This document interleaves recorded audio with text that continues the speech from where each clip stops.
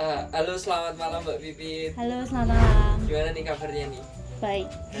Mbak, Mbak Pipit ini kan salah satu orang yang sering banget nongkrong di Niki lah ya. Mungkin di tempat-tempat lain juga sering nongkrong, ngopi. Nah, kalau menurut Mbak Pipit sendiri tuh, kenapa sih Mbak Pipit ini seneng banget untuk nongkrong gitu? Apa sih esensi dari nongkrong gitu? Kalau menurut saya nongkrong itu pasti kita bertemu dengan banyak orang ya. Kita bertemu banyak orang, kita bisa berbagi cerita, inspirasi, bahkan mungkin enjoy aja. Mungkin kalau ketika saya nongkrong gitu mendapatkan sesuatu yang baru gitu. Nah, biasanya apa sih ya hal yang paling dikangenin kalau udah lama nggak nongkrong? Kayak misal nih kemarin karena COVID ini kan lama kan di rumah aja. Nah, sekarang udah bisa balik-balik lagi beraktivitas kembali. Apa yang dikangenin dari suasana nongkrong? Yang dikangenin dari nongkrong itu ya ketemu sama orang-orang baru itu. Terus mungkin kalau di tempat nongkrongnya ada live musik ya lebih kangen juga buat seru-seruan, buat ngisi waktu luang, buat ya refresh karena kita kan juga kerja gitu. Oke, menurut Mbak Pipit lagi nih, hal yang paling paling baik atau hal positif yang didapatin ketika Mbak Pipit nongkrong? Yang jelas ketika kita nongkrong tuh kita selalu mendapatkan sesuatu hal yang positif. Positif ya, hal yang baru, pengalaman baru, cerita-cerita dari teman-teman juga ya. Iya, betul.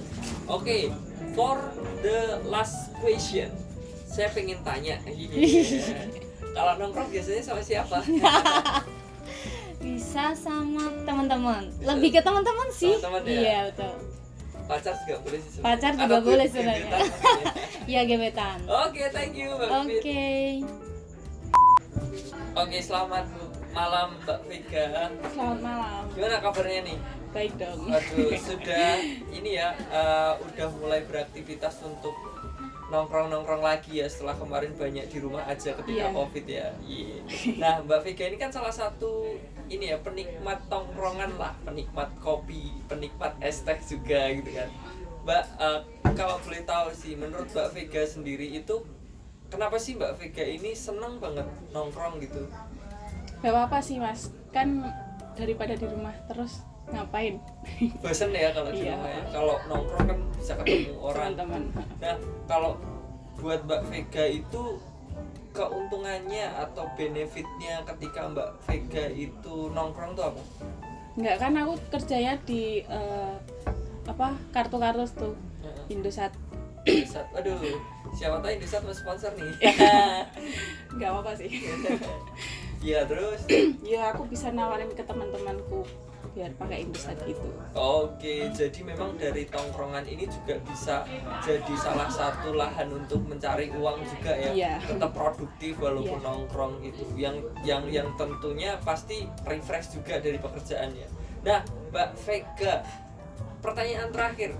Kalau udah lama nggak nongkrong, apa hal yang paling dikangenin dari sebuah tongkrongan? Gibah. Aduh, gibahnya yang kangen ya. Iya. Terus apa lagi tuh? Ya apa sih, kangen ngobrol sama teman-teman aja. Kangen ngobrol sama teman-teman. Oke, thank you Mbak Vega untuk waktunya. Sama-sama. Selamat ngopi-ngopi Ria. Halo Mas Sandi, selamat malam. Ya, gimana nih kabarnya? Alhamdulillah sehat. Baru kelihatan sih kayaknya lama WFH ya, lama di rumah aja ya selama COVID ini.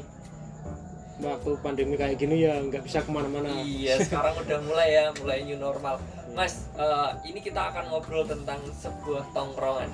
Mas, kalau Mas Andi ini apa sih Mas hal yang paling dikangenin ketika lama nggak nongkrong gitu? Apa sih yang paling dikangenin? Sebenarnya yang paling dikangen kalau nongkrong tuh ketemu sama teman-teman yang kan saya kerja di ibaratnya di tempat sendiri lah, di rumah sendiri.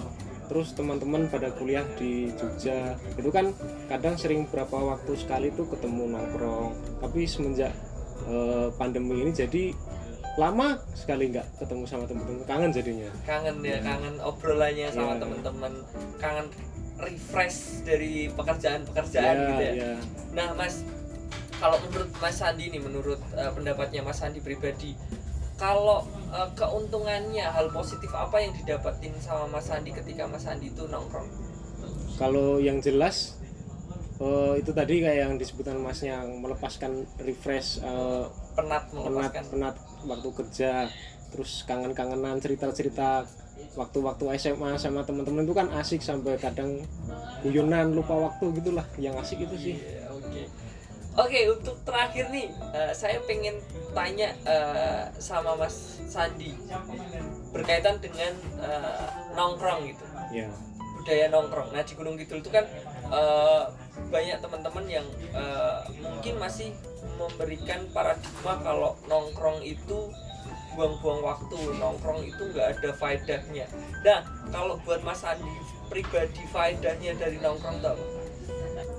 Ya, jadi kalau menurut saya faedahnya nongkrong, walaupun beberapa orang kadang pendapatnya gitulah tentang nongkrong itu, ya antara lain bisa membuka pikiran-pikiran baru. Kalau kita ngobrol sama teman-teman kan kadang ada cerita baru, atau ada apa ya, relasi, peluang bisnis baru, misalnya si A si B ini jualan apa atau usaha apa, kita bisa ada pikiran baru gitulah, jadi ada ide-ide baru. Guys, mantap, thank you. Selamat malam. Gimana nih kabarnya?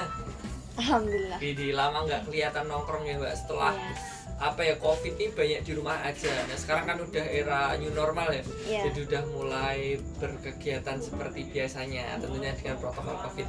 Nah Mbak Intan, apa sih yang Mbak Intan paling kangenin ketika lama nggak nongkrong?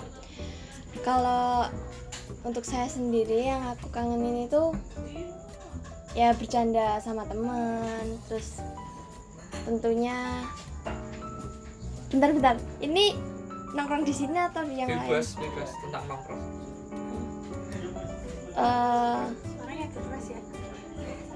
Kerasan dikit ya? Yang aku kangenin dari nongkrong adalah bercanda sama teman, itu terutama. Yang kedua adalah suasana di luar rumah, gitu aja. Oke, nah Mbak Intan ini kalau nggak salah akunnya @paramita Intan, benar? Iya. Oke, Mbak Paramita Intan ini salah satu selebgram yang Gunung Kidul. Oh ini teman-teman nanti boleh kepoin, boleh follow juga akun Instagramnya.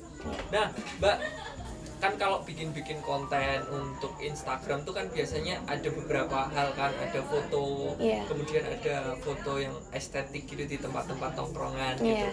Nah kalau Mbak Intan nih, kalau hal positif gitu, hal baik yang jenengan dapetin ketika ada di tempat tongkrongan tuh apa aja sih Mbak? Kalau hal positifnya itu mendapatkan solidaritas sama teman. Solidaritas Iya. sama teman. Oh. Terus nanti kalau misalnya nongkrong ada teman bawa teman, jadi bisa menambah teman gitu. Wih, ditambah relasinya Iya. ya.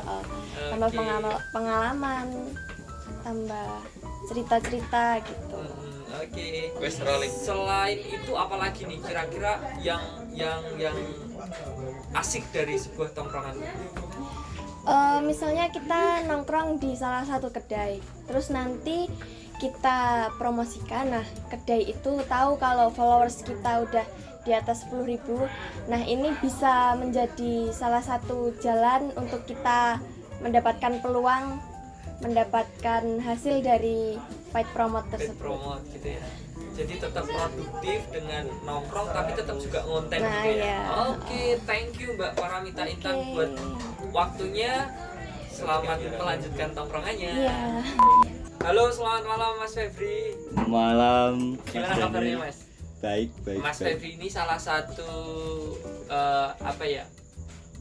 salah satu waiters di Merikiniki, runner ya Mas? Ya. Sekarang memegang bagian runner. Mas Febri, ini tadi kan kita ngomongin soal nongkrong, jadi teman-teman yang nongkrong. Halo, selamat malam Mas Febri. Malam. Gimana kabarnya Mas? Baik. Mas Febri ini salah satu salah satu waiters di Merikiniki, runner ya Mas? Ya. Sekarang memegang bagian runner. Mas Febri, ini tadi kan kita ngomongin soal nongkrong, jadi teman-teman yang nongkrong. Nah kebetulan Mas Febri ini kan setiap hari nongkrong. Bukan Nggih. untuk nongkrongnya sendiri, tapi untuk kerja, karena Iya. kerjanya di warung tongkrongan sih ya. Pangrian Mriki. Mas Iya, Febri, iya. boleh Iya. dong sedikit diceritain tentang gimana sih rasanya bekerja di tempat tongkrongan. Jadi kan rasanya kalau orang lain kan mikirnya enak ya tiap hari kamu bisa nongkrong gitu ya. Iya. Gimana tuh rasanya? Ya nak rasane yo Mas. Yo seneng campur rada yo penting nek niate kula niku nganu Mas. Golek pengalaman. Cari pengalaman. Cari pengalaman. Nek semisal ana customer sik jan gelem dijak kenalan ya mungkin kok sudah dadi kanca, dadi bolo.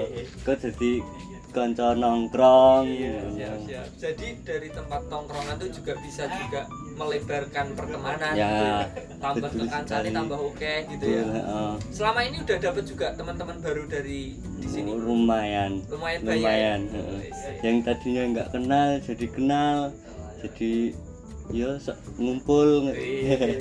main. Mas Febri, hal yang paling apa ya? Mungkin hal yang paling mengesankan buat jenengan ketika menangani konsumen. Misalnya nih, yang paling menyebalkan sama yang paling menyenangkan. Misalnya yang paling menyebalkan itu nek misal dapat konsumen yang makanan dan minumannya nggak dihabisin atau apalah, Iya. terserah versinya Mas Febri gimana? Kalau nek aku ya Mas, iku seneng ki nek pesene sok ribet-ribet lho. Sok dadi marai bingung to. Iya. Dong ini kan SOP mriki niki kan kayak ngene iki kan dadak diubah. Oke. Kan kan dadi sok bingung ngono kuwi. Ki nek senenge yo nek semisal customer ki gapyak gayeng kok iso guyonan dijak guyonan ki nyambung ngono Mas. Kayak Oke. iki ya iki kayak iso kenalan. Jadi kenalan, jadi dekat. Siapa tahu jodohnya. Wah. Iya. Ya ngomong gitu. Oke, nah pandangan Mas Febri sendiri pasti kan nek Mas Febri kan nek neng di luar juga seneng dolan-dolan, Iya. seneng mungkin juga seneng nongkrong tuh kan nggak harus juga di tempat nongkrong, tapi Iya. rata-rata memang di tempat nongkrong. Nah apa sih hal baik yang Mas Febri dapetin ketika Mas Febri nongkrong? Mungkin lebih ke anu sih Mas, temen baru. Kan biasanya nek nongkrong iku semisal kaya nek aku lagi karo kancaku ngono nongkrong ning ndi apa ning omahe kancaku kan kok kancane kancaku kan do teko, kayak aku kan tak kenal kok dadi kenalan, kok dadi sharing-sharing cerita-cerita ngono kuwi. Oke, intinya koncone tambah oke. Heeh. Nah, Khusus, sekarang ya. Mas Febri kan juga pernah merasain menjadi seorang customer di tempat lain dan juga merasain bekerja di Mriki. Kira-kira apa sih pesan untuk teman-teman yang seneng nongkrong gitu, biar teman-teman yang bekerja di situ tuh jadi ikut seneng gitu loh ketika didatangi sama orang-orang. Ya mungkin nek aku sih sebagai apa jenenge waiters ya Mas. Ya. Kuwi mungkin lebih sih nek dadi customer sih apa ya? Ya maaf ya nek kasar. Sik biasa wae ngono kayak sik lebih sik gapyak ngono Asik sik gitu asik ya. heeh.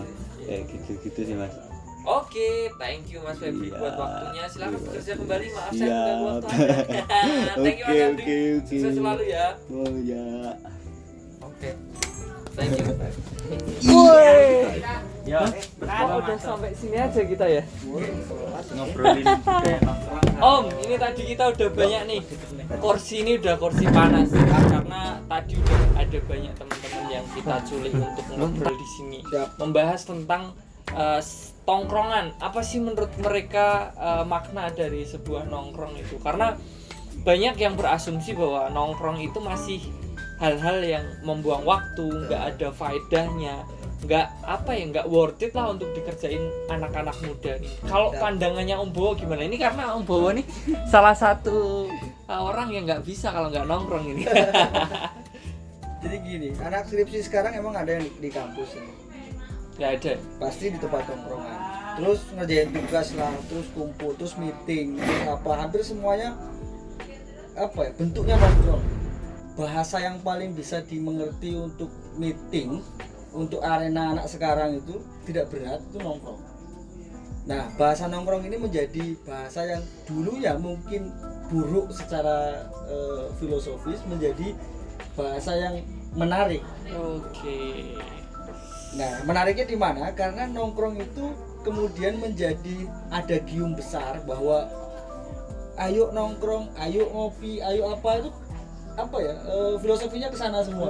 Larinya ke sana semua bahwa nongkrong itu tidak bagian membuang waktu, justru malah mengisi waktu. Nah, kembalinya di situ. Benar. Kalau kita ngomongin tadi juga teman-teman yang ada di sini hampir semua menjawab bahwa tongkrongan itu bukan cuma mereka hahaha gitu. Ya. Ngobrol sama teman, refreshing setelah penat dengan segala pekerjaan gitu, iya. Ya. Karena salah satunya cerita curhat sama temen tuh bisa meringankan beban gitu. Tapi juga banyak yang melakukan hal-hal produktif. Misalnya berpikir tentang bagaimana ketika dia nongkrong, bertemu dengan orang lain, bertemu dengan temannya bawa teman itu, pertemanannya akan semakin melebar, semakin meluas. Kemudian tadi ada Mas Handi itu bilang kalau nongkrong itu juga akan mendapatkan insight ide-ide baru gitu. Nah, kalau ini pasti Om Bowo tahu nih babakan benchmark nongkrong tuh biyen-biyene piye Om? Ya, jadi saya bayangin gini. Kalau pengusaha atau anak kuliahan kemudian kehabisan tongkrongan, dia akan mempertaruhkan 4 tahun kecepatan kuliahnya untuk mencari teman setelah dia lulus. Jadi itu kecelakaan. Karena bayangin saja 4 tahun itu di kampus itu hanya ketemu paling banter-banternya 100 orang yang kemudian menyempit beda kelas, menyempit lagi. Nah, budaya ini kemudian menjadi satu tujuan khusus bagi teman-teman, apalagi anak rantau yang kemudian nggak ada teman, nggak ada macam-macam, untuk memastikan bahwa kuliah bekerja itu tidak habis hanya 8 jam untuk itu saja. Nah, sejarah ini kemudian bergeser. Ada namanya kaum pembenci malam. Kalau era 2000-an itu disebut dengan kaum rendezvous. Kaum rendezvous itu orang yang suka dengan tongkrongan dan mengubah cara pandang hidup bahwa nongkrong itu bukan tidak sekedar nongkrong. Rendezvous ini sebenarnya bahasa Prancis yang dulunya dimulai untuk mengalahkan Prusia. Ada satu benua, ada satu negara besar sebelum pisah jadi Jerman, kemudian Jerman Barat, Belarus, sampai ini namanya negara Prusia. Dan negara Prusia itu kalah sama Prancis hanya gara-gara anak-anak mudanya nongkrong ngomongin negara. Gila juga dia. Nah, bayangin sekarang Twitter apapun itu ada hashtag nongkrong, ada hashtag macam-macam, yang geserannya adalah bagian daripada ngomongin negara sebanyak, ngomongin BPJS, ngomongin COVID, ngomongin apa. Itu kalau dirumahkan saja oke, clear sebagai program. Tapi sebenarnya pembicaraan tongkrongan digeser ke dunia online. Tapi kangen untuk wedangan bersama itu tidak bisa dihilangkan hanya sekedar kita ketemu daring. Iya. Nah, kemudian kita bayangin saja kenapa tongkrongan menjadi hal yang tidak hanya sekedar nongkrong. Karena sebagian orang yang punya waktu luang itu kemudian mengisi waktunya di tempat tongkrongan, bukan karena dia tidak bekerja, tapi justru bekerjanya dia dengan ada gium baru. Era milenial itu ada gium bahwa bekerja tidak mesti harus pakai dasi, tapi bisa pakai kolor, bisa pakai macam-macam dan seterusnya. Nah, ada gium ini berurutan bergeser terus menjadi satu sejarah besar bahwa orang yang sibuk nggak bisa nongkrong itu kecelakaan. Orang yang kurang piknik nggak bisa nongkrong itu pasti orang yang panik. Iya. Gampang baper. Gampang apa? Karena nggak ada tandaannya.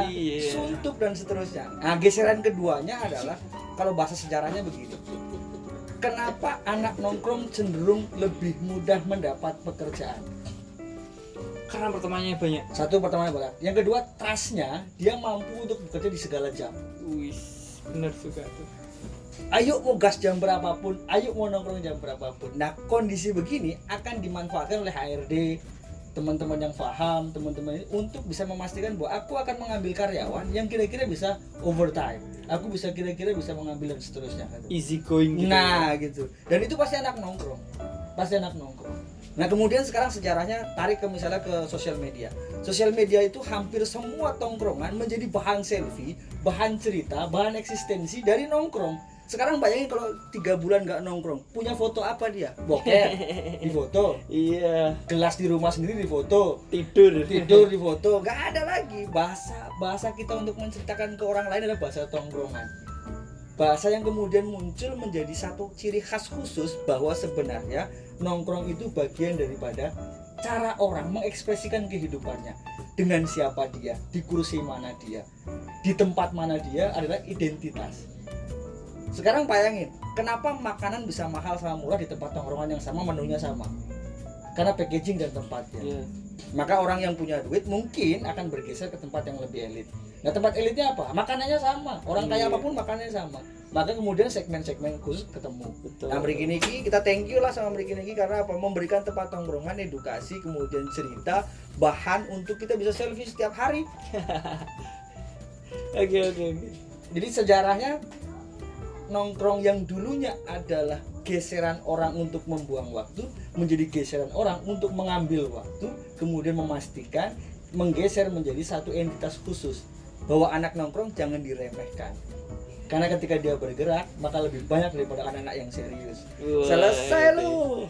Saya jadi ingat nih, karena ini pekan ke-40, Iya, itu iya. 20 pekan yang lalu, pekan Iya. ke-20 tuh kita reuni. Ya. Waktu itu kita sambil launching novelnya Om Bowo, Rimba Penantian Dania, sambil juga soft launchingnya untuk angkringan Mriki Niki yang baru gitu. Reborn, ya, rebrand. Nah, dulu pernah ngomong ya bahwa Mriki Niki itu emang pengen dibikin sebagai pusatnya tongkrongan, tetapi tongkrongan yang produktif. Ya. Kita bikin ada ini di sini, ada difasilitasi Gunung Kidul bisa apa Ya. gitu. Kemudian juga ada komunitas-komunitas lain yang juga meetingnya di sini, kemudian kegiatan-kegiatannya dimulai di apa ya namanya, dibenih dari sini Ya. gitu loh. Ide-idenya ketika mereka tuh nongkrong wedangan sederhana gitu, justru ide-idenya tuh keluar. Dan juga udah mulai nih Ya. banyak teman-teman yang misalnya nih teman-teman sales dari, kalau boleh sebut merek tuh Ya. HP Oppo. Ya. Jadi teman-teman Oppo nih tiap minggu tuh pasti di Mriki Niki untuk mereka tuh memastikan bahwa tim penjualannya tuh bener-bener solid, apa kemudian promo-promo kedepannya. Justru mereka nggak di kantor, Ya. tetapi di tempat tongkrongan, Ya. karena supaya suasananya baru, kemudian punya dapat ide-ide baru, Ya. karena nggak monoton gitulah Ya. gitu. Jadi memang hari ini harusnya tongkrongan bisa, maknanya bisa menjadi luas sih, nggak Ya. cuma sekedar membuang waktu, tapi justru tongkrongan bisa menjadikan sesuatu hal yang produktif Ya. gitu, bertemu dengan teman, menambah relasi, mendapatkan ide baru gitu ya, Om ya. Betul. Oke, Om Bowo nih akan segera menutup seri kali ini dan kita berbicara tentang tongkrongan. Ada satu hal di mana orang itu berkumpul, kemudian menghimpun, dan kemudian menjadi gumpalan yang besar. Tapi bercerai pasti kita akan runtuh, bersatu kita menghimpun, bersatu kita menggempur. Nah, gunanya untuk apa? Untuk berkumpul, karena pasti bahwa semua yang berkumpul akan lebih kuat. Semua yang ide akan dikumpulkan menjadi kuat. Dan yang paling penting begini, jangan pernah nongkrong kalau kemudian menghabiskan waktumu, menghabiskan kehidupanmu, dan lupa atas dirimu sendiri. Maka pastikan bahwa menongkrong adalah bagian di mana kita memiliki entitas baru, memiliki komunitas baru, memiliki satu visi baru, bahwa nongkrong bukan sekedar nongkrong, tapi produksi dan produktif. Bam! Sampai jumpa di Gunung Kidul Bisa Apa seri yang ke-41.